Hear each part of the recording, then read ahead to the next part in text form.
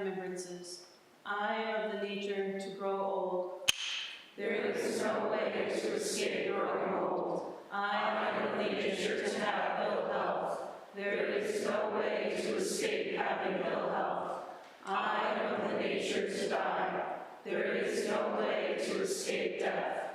All that is dear to me and everyone I love are of the nature of change. There is no way to escape being separated from them. My deeds are my closest companions. I am the beneficiary of my deeds. My deeds are the ground on which I stand. I am of the nature to grow old. There is no way to escape growing old. I am of the nature to have ill health. There is no way to escape having ill health. I am of the nature to die. There is no way to escape death. All that is dear to me and everyone I love are of the nature of change. There is no way to escape being separated from them. My deeds are my closest companions. I am the beneficiary of my deeds. My deeds are the ground on which I stand. I am of the nature to grow old. There is no way to escape growing old. I am of the nature to have ill health. There is no way to escape having ill health. I am of the nature to die. There is no way to escape death. All that is dear to me and everyone I love are of the nature of change. There is no way to escape being separated from them.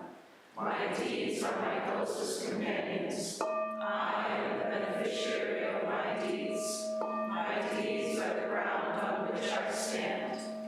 This precious human life, rarely encountered, is easily lost. Now that I have life and opportunity, may I practice the Dharma wholeheartedly.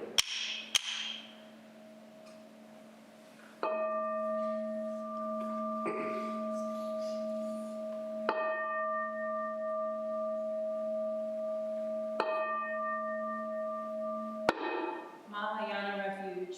In my heart, I take refuge in Buddha, Dharma, and Sangha. May I liberate suffering beings and bring them to great joy. May the compassionate spirit of love grow within me, that I may actualize the great way. In my heart, I take refuge in Buddha, Dharma, and Sangha. May I liberate suffering beings and bring them to great joy.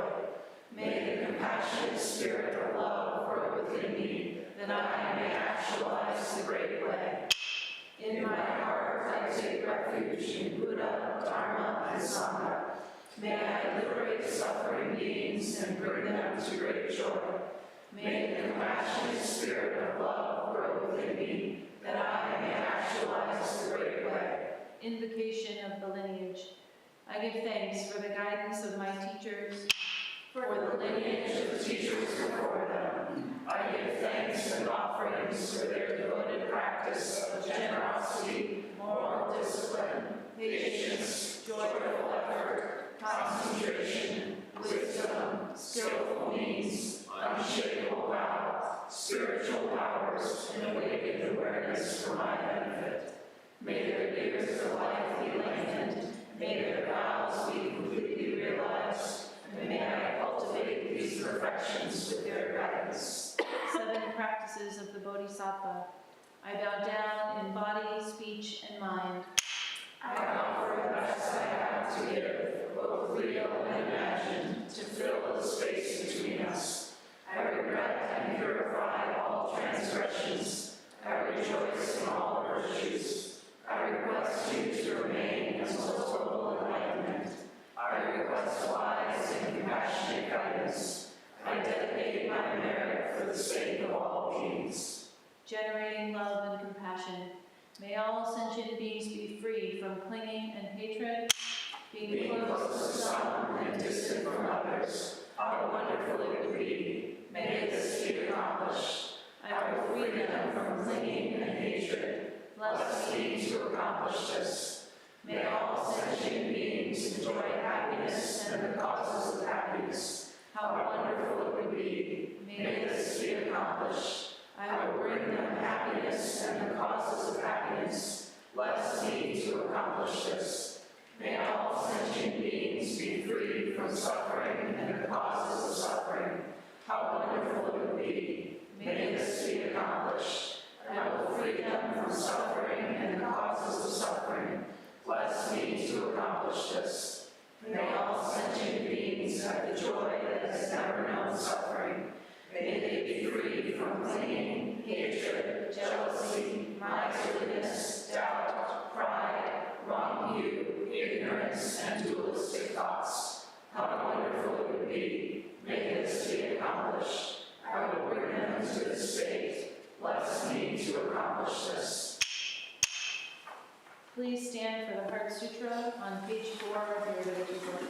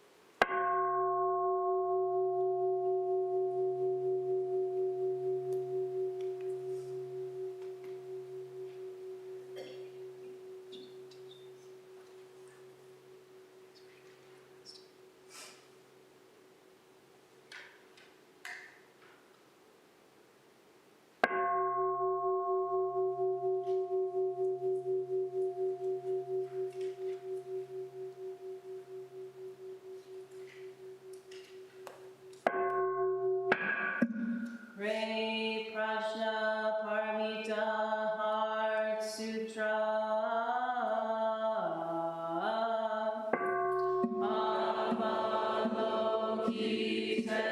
Avalokiteshvara Bodhisattva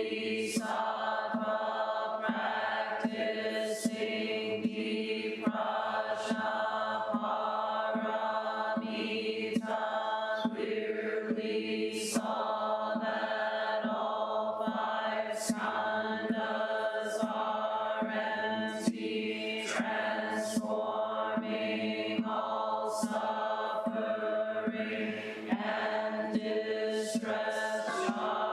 Shariputra form is no other than emptiness, emptiness no other than form. Form is exactly emptiness, emptiness exactly form. Sensation, perception, mental reaction, consciousness are also like this. Shariputra, all things are essentially empty, not born, not destroyed, not stained, not pure, without loss, without gain. Therefore, in emptiness there is no form, no sensation, perception, mental reaction, consciousness, no eye, ear, nose, tongue, body, mind, no color, sound, smell, taste, touch, object of thought, no seeing, and so on, to no thinking, no ignorance, and also no ending of ignorance, and so on, to no old age and death, and also no ending of old age and death, no suffering, cause of suffering.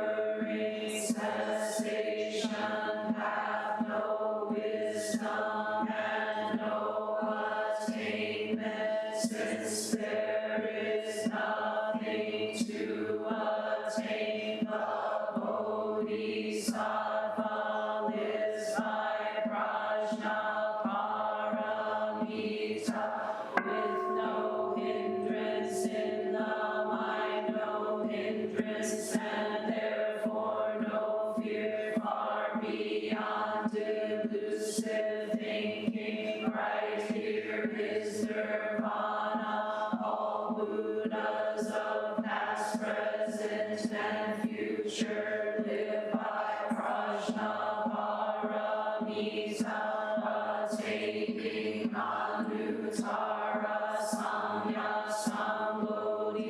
Therefore know that Prajnaparamita is a great sacred mantra, the great vivid mantra, the unsurpassed mantra, the supreme mantra, which completely removes all suffering. This is truth, not mere formality. Therefore set forth the Prajnaparamita mantra, set forth this mantra and proclaim Gate Gate Para Gate Parsam Gate Bodhisvaha Gate Gate Para Gate Parsam Gate Bodhisvaha Gate Gate Para Gate Parsam Gate Bodhisvaha.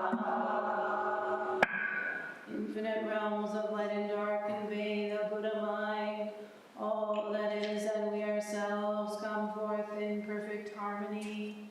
We offer this sincere and devoted practice for the many beings of the 6 worlds, and we dedicate it in grateful thanks to the strength and sound practice of the great Heartland Sangha and its teachers. May our virtuous actions be clear from all interferences, and may our vows be fully realized. We especially dedicate these merits to all those suffering from cruelty, calamity, injustice, and world war. May they heal their ills. To Roger, Soke, Orly, Jukai, Soan, Debbie, may they have peace and healing. And to Kayla and Dorothy at the time of their death, and those whose names we hold in the silence of our hearts, as well as those whose names we now voice aloud.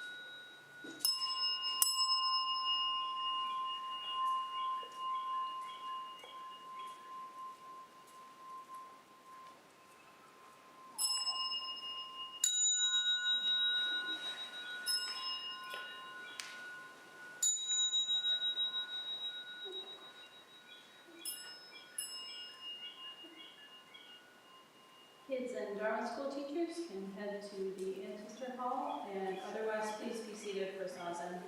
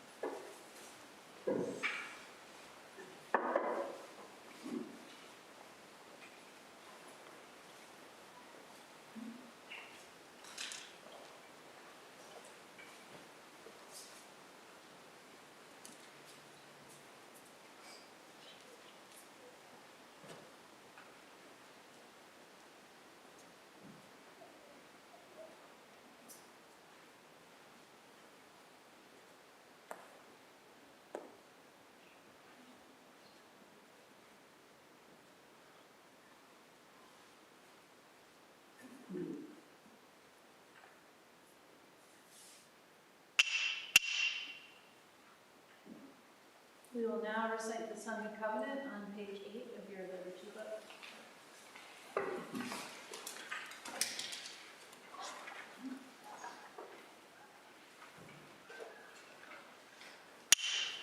Believing that I shall go to Sangha with respect for the worth and dignity of each person, with wonder at the wisdom and compassion we seek to cultivate by practice, and with deep gratitude for the teachers of this lineage and our connection to one another, covenant to support each other by upholding the precepts of doing no harm, practicing good, and actualizing good for others.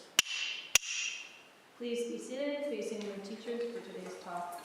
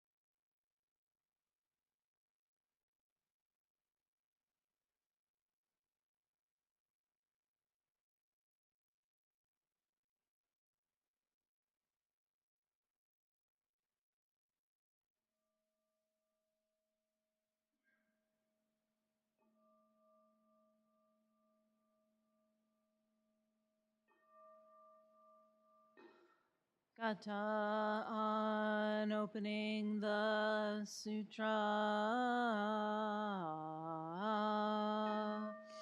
The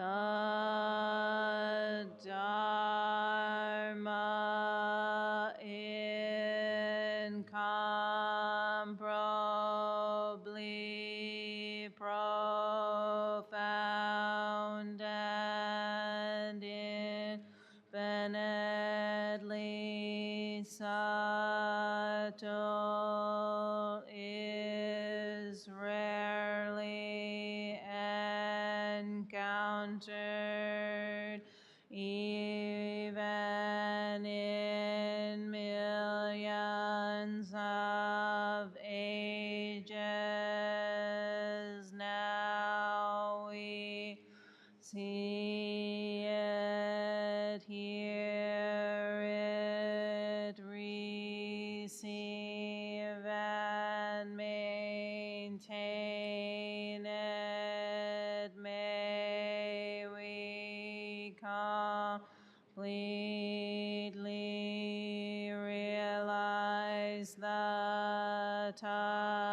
Tathagata's true meaning.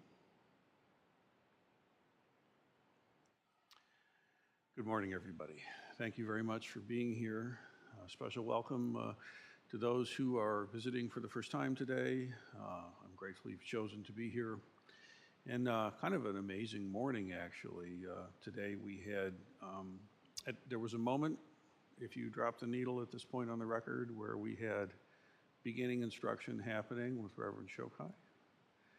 And so people are learning the most important thing, which is how to settle down and begin the practice of Zen. We also had a group of folks who are pursuing the formal receiving of refuge in a process known as Jakai. 22, 3, 4, something like that, folks here and around the country connecting to do this deep work in the Ancestor Hall. Well done. Just beginning.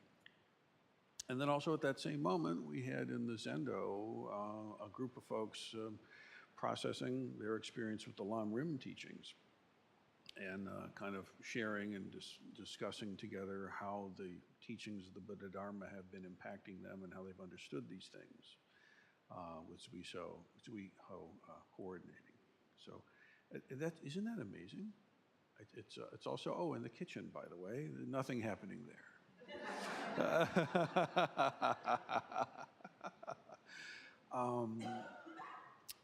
And how wondrous.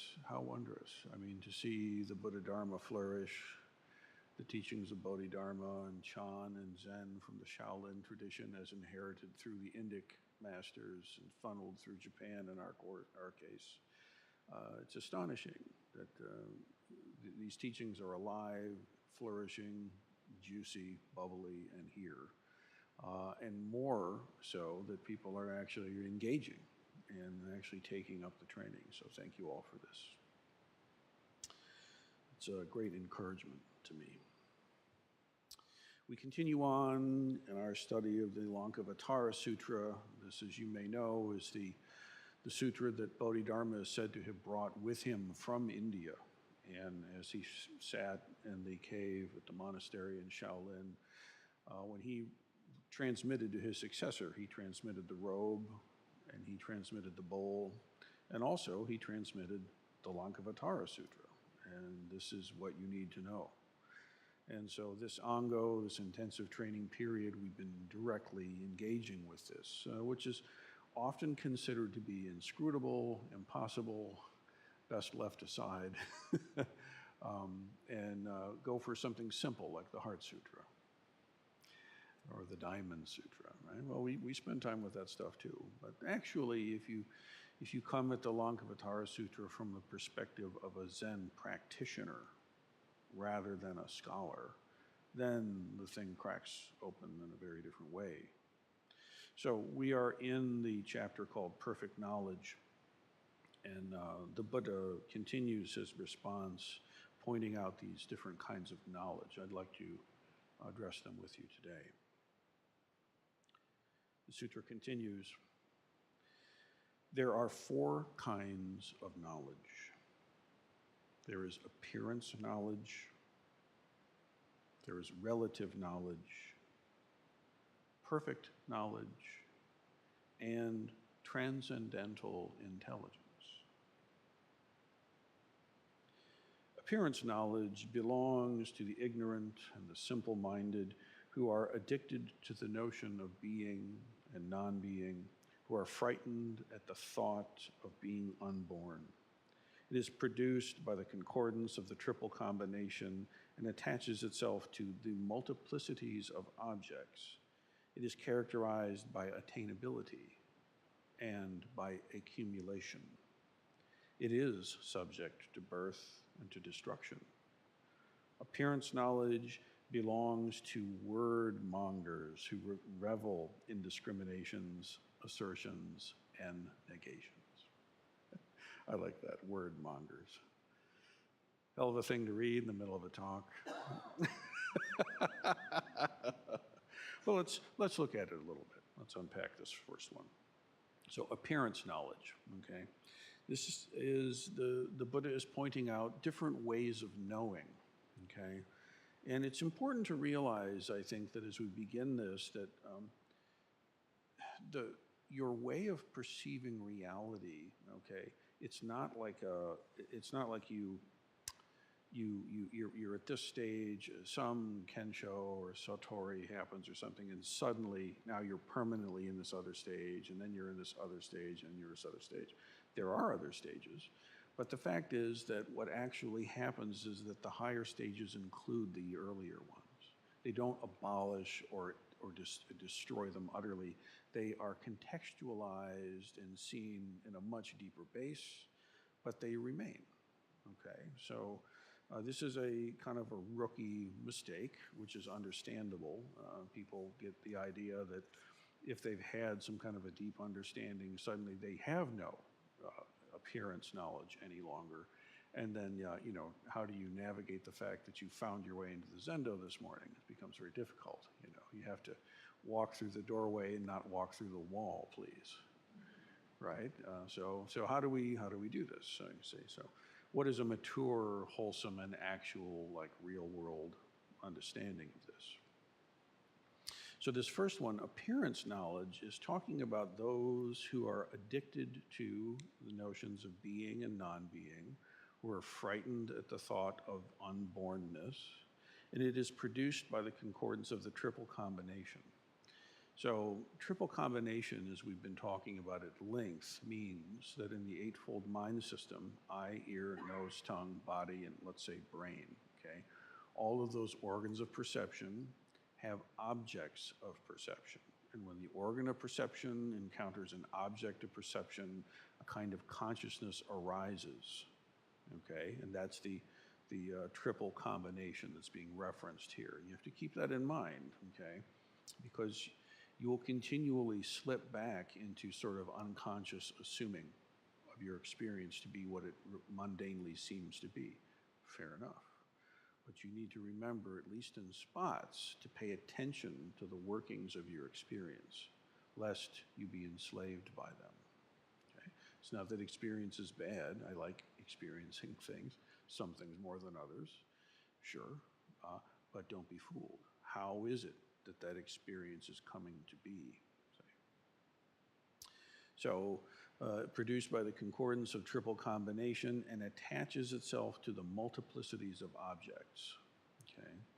So eye consciousness wants to see, ear consciousness wants to hear, the body wants to feel touch, the tongue wants to taste, and so on and so on. And in the same way, mind wants to think, your brain wants to think. It thinks thoughts, right?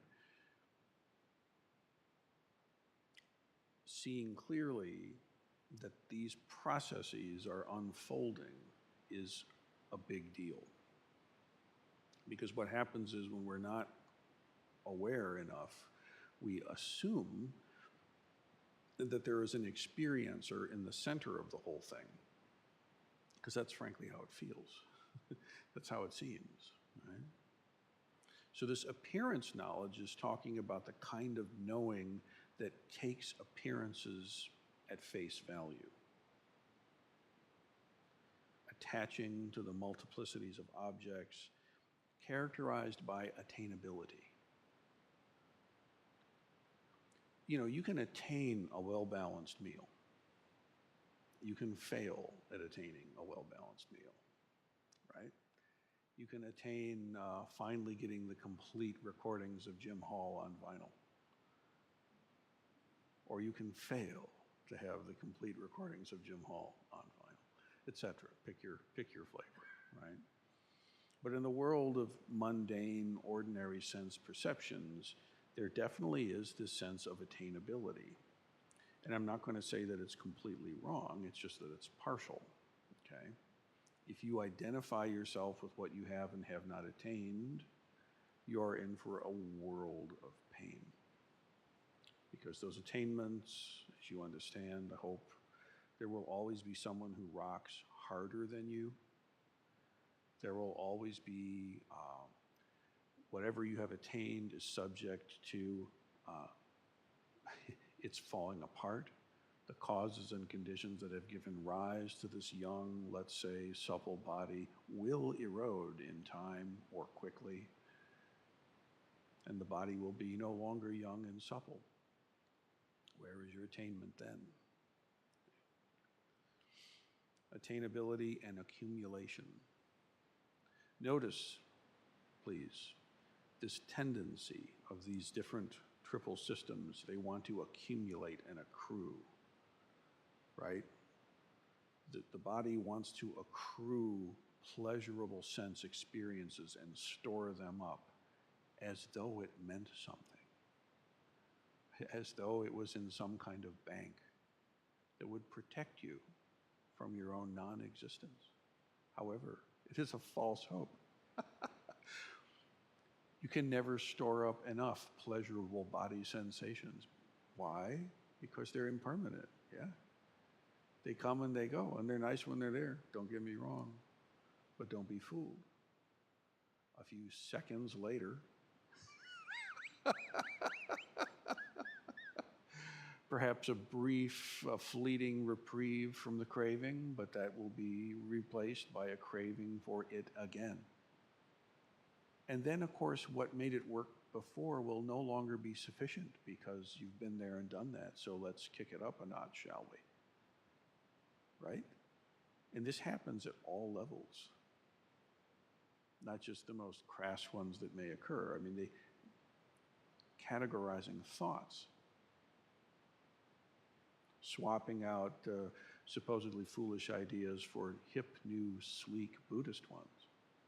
Just another version of the same trap, dude. Don't be fooled. It is subject to birth and to destruction. Causes and conditions that give rise eventually play themselves out, and then something different emerges. You know, as obvious a thing as that is to say, it hurts because we have this false sense of ourselves as being permanent and fixed. And then when our actual life continually collides with that, somehow, 50 years later, we're still outraged and shocked. We're still surprised and affronted by the fact of change. It's like, haven't we noticed yet? No. No, we have not. No, we have not. We have not noticed a damn thing. We're busy accumulating experiences. Does that make sense? That's a heck of a thing. And then imagine yourself having lived, hopefully, many, many, many decades, but then still, at the end of it, still clinging to this idea that you can hoard more experiences in some way that will make you count. You know, you would think that age would bring wisdom, but it does not inherently.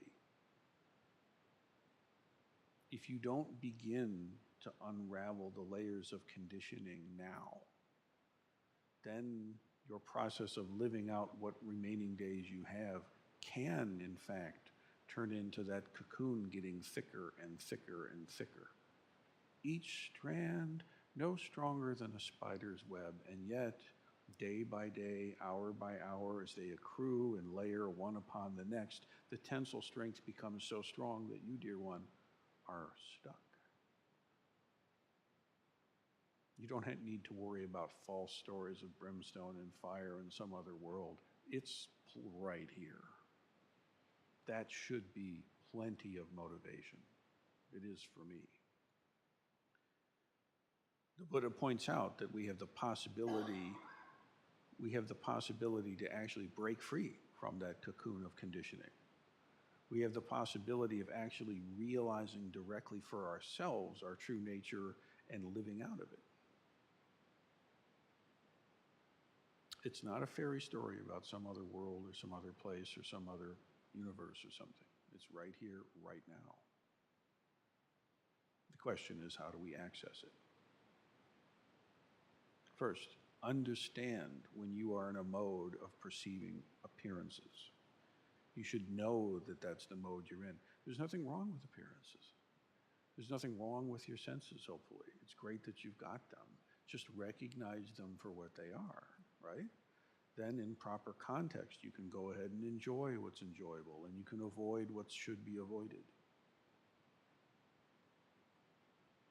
Now, the next knowledge that the Buddha points out, the translator calls here relative knowledge. I'll read you what the Buddha has said of it. Relative knowledge belongs to the mind world of the philosophers.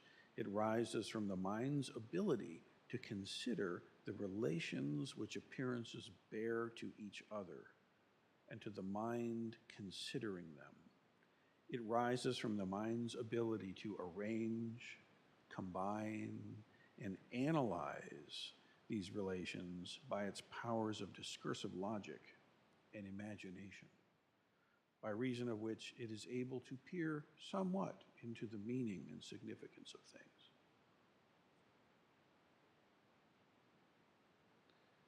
The Buddha here is bringing to our attention that there is what your senses can connect with, and then there also is this imagination knowledge, this dream-like capacity that we have of perceiving.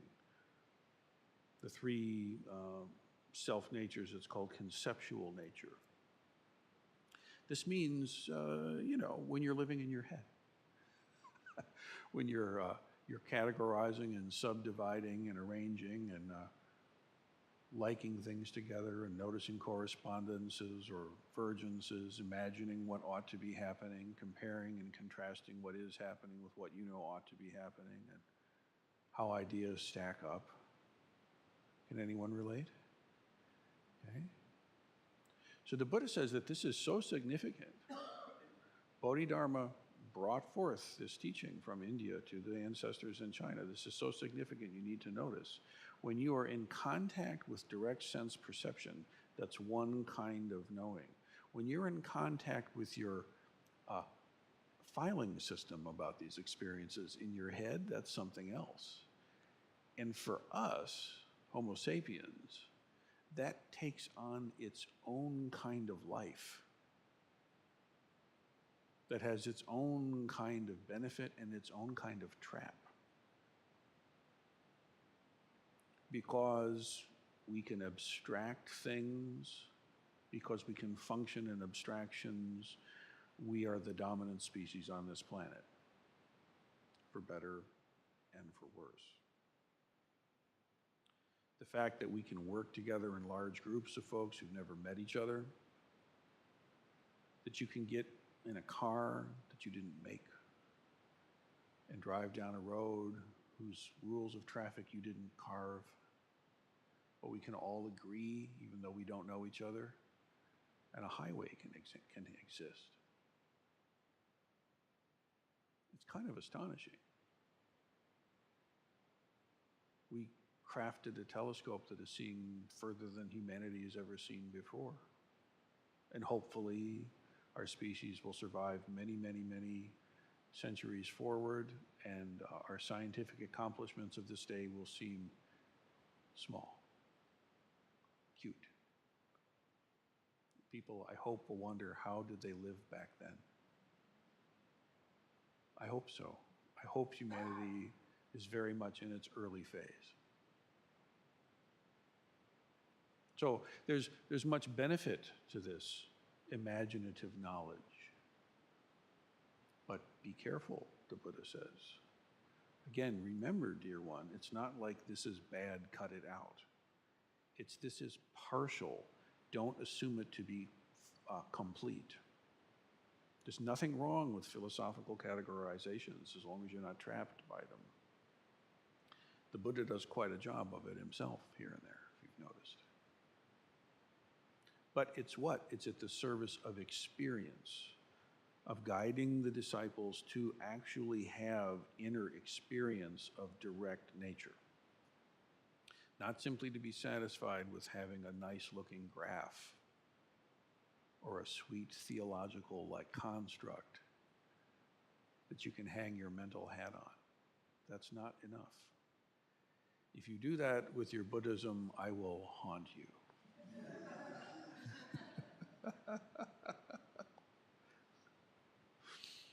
fool, you took the map for the town and have no idea. Relative knowledge belongs to the mind world of the philosophers. It rises from the mind's ability to consider the relations between appearances and how they bear to each other, and the mind considers them. I like this, I don't like that. Now, perfect knowledge, as our translator Dwight Goddard has it rendered, perfect knowledge belongs to the world of the bodhisattvas, who recognize that all things are but manifestations of mind itself. All things are manifestations of mind. Please do not take this in some kind of new agey, weird way where you think that, so you think you manifest, so where's my Mercedes? I think I defy gravity, so I'm going to jump off the roof and go up. No, you're not. And no, you don't. Please don't find that out the hard way. It's something more, way more miraculous than that would be. Recognizing that all things are manifestations of Buddha nature. All things are expressions of Tathagata Garbha. Every single particle that exists and that does not exist is an expression of Tathagata Garbha, the true nature. And the nature on the vast, massive cosmic scale and the microscopic, subatomic scale, and you, interestingly, right in the middle of those two scales, is all precisely the same. Those who clearly understand emptiness, unbornness, and the egolessness of things. Perfect knowledge also differentiates the different bodhisattva stages and is the pathway and entrance to exalted self-realization of noble wisdom. Now that's where it turns. Transcendental knowledge, transcendental intelligence is beyond the capacity of the regular mind system. Prajna, wisdom, right view, is not a cool Buddhist thought. It's a radically different way of realizing yourself.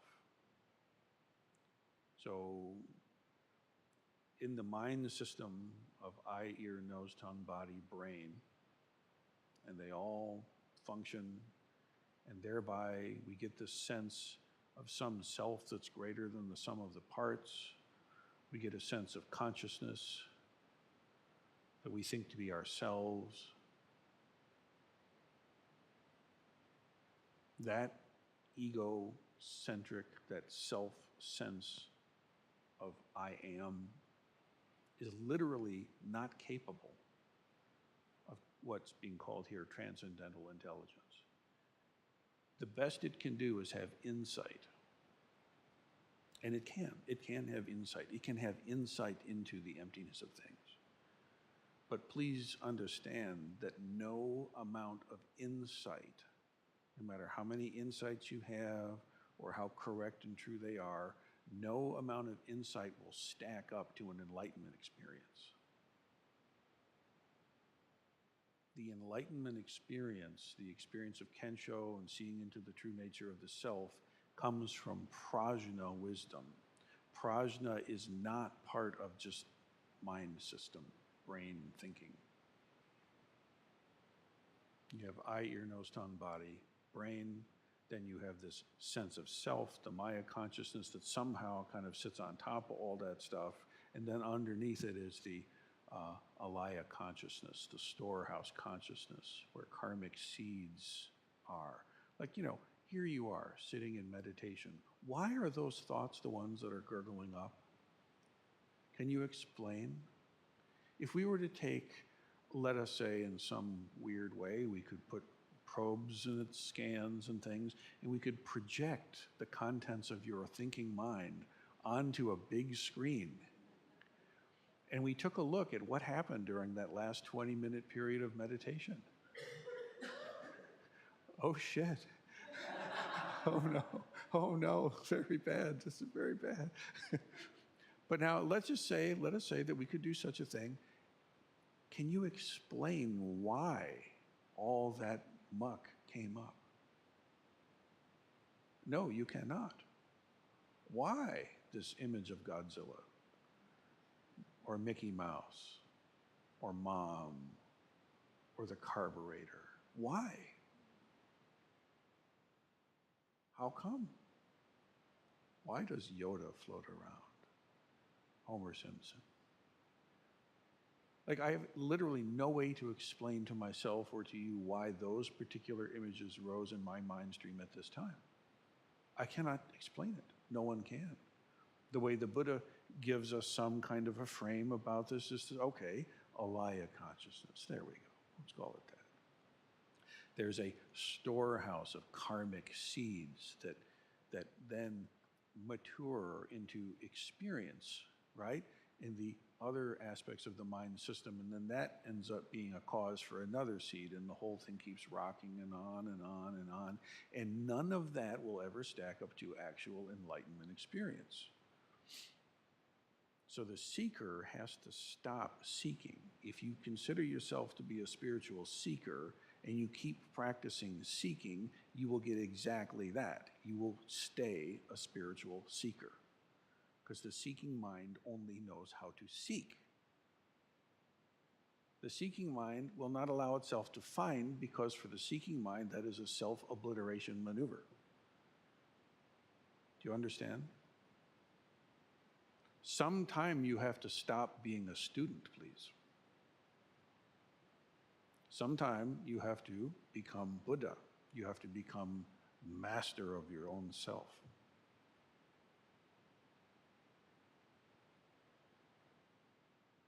This is a necessary. And this experience of seeing into your own self-nature, this is what Buddha calls prajna. Prajna means wisdom. Prajna paramita means the perfection of wisdom. Prajna paramita is that which realizes tathagata garbha. In other words, wisdom, true wisdom, is that which realizes your inherent brilliant perfection, which has always been there and is undefilable. This is what's meant by transcendental intelligence. It's transcendental because it does not play in the sandbox of ordinary mind. But ironically, it realizes that ordinary mind is exactly it. So suddenly, the whole thing flips on its head. And eye, ear, nose, tongue, body, brain, sense of self, and storehouse consciousness are all exactly perfect. Exactly it, just as they are. Because now you've seen and realized for yourself with this innermost turning about of consciousness.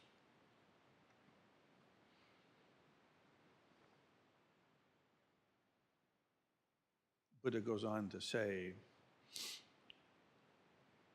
arhats, awakened ones,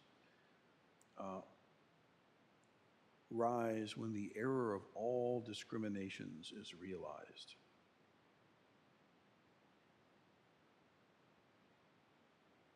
By virtue,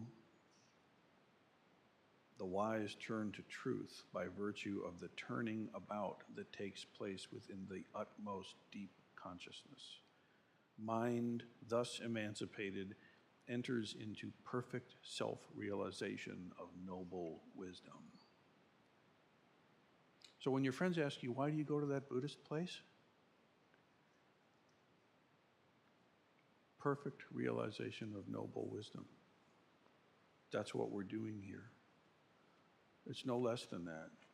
I mean, I really dig community. I love hanging out. I'm up for the pasta and the fun times in the community, and that's all great, as long as what that's actually doing is that's supporting the job that we're doing together, which is this realization of true self and living out of it. because that's what really you can take refuge in. For those who are studying and considering refuge in Buddha, Dharma, and Sangha, look to your own skin bag. See into your own self that which you seek outside.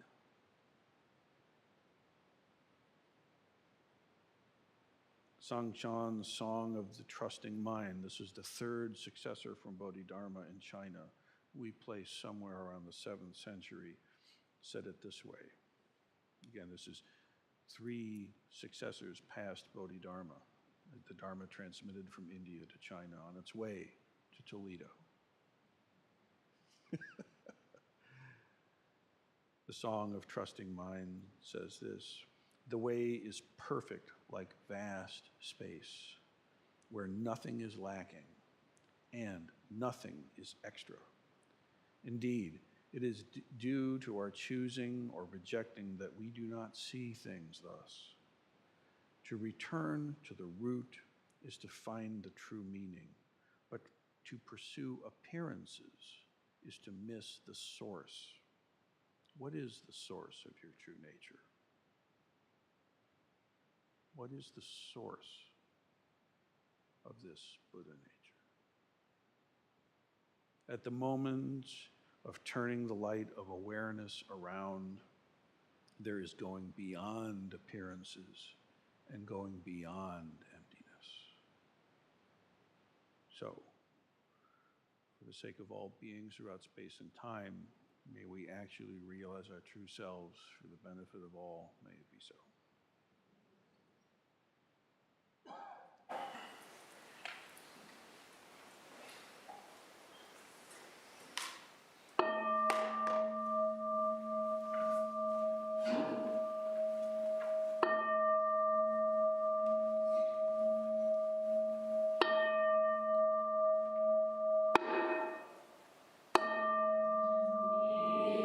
These are numberless.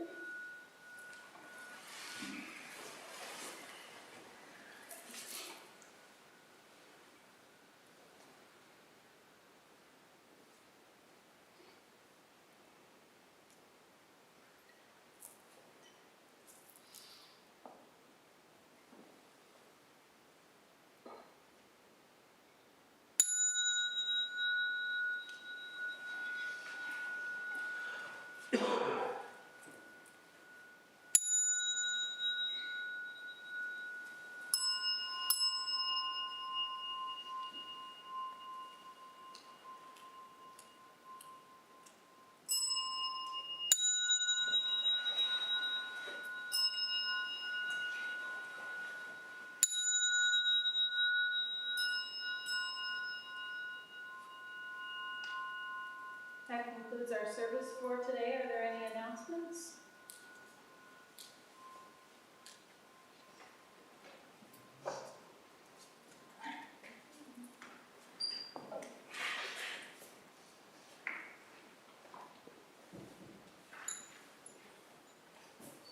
Good morning, my name is Cindy. I just wanted to extend a special welcome to all of our Chikai initiates. This is their first meeting this week. Also a reminder that I forgot to say at the meeting that we're not meeting next week. There's a session next week, so don't come at 8:30. But the following week, the 21st, will be our second class. I also wanted to extend particular thanks to all of our Mandala guardians who participated in the interview process and helped with getting the Chikai initiatives ready to launch. So I just wanted to mention them by name. I do want to thank our clergy, our seminarians, Soko, Shoso, Jika, and I myself helped do it too. Thank you. Please restore the Zen.